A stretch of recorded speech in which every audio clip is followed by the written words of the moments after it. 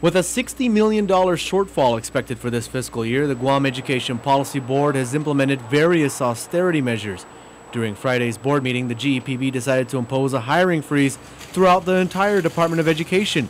DOE Superintendent Dr. Narissa Underwood spoke to Ray Gibson this morning on K57's The Breakfast Show. Every beginning of the fiscal year, the board actually has to approve the spending priorities. And since telling our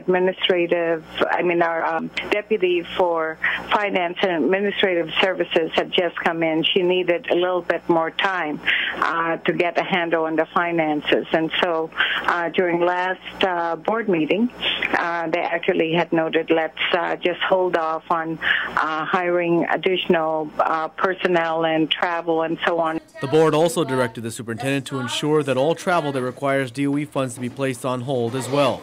Dr. Underwood explains that the budget they submitted for this fiscal year was significantly greater than what they were actually appropriated by the legislature. Given that we had received significantly less than what we had submitted, and we felt we needed to meet the mandate, then we actually then need to revisit the priorities. Dr. Underwood says that the budget they submitted to the legislature was based on their estimation of the cost to run the school system while adhering to the standards of the Every Child is Entitled to an Adequate Education Act. The superintendent adds that it will be a challenge to meet the criteria of that act, which is why they are instituting such cost-cutting measures. Clint Mergel, PNC News.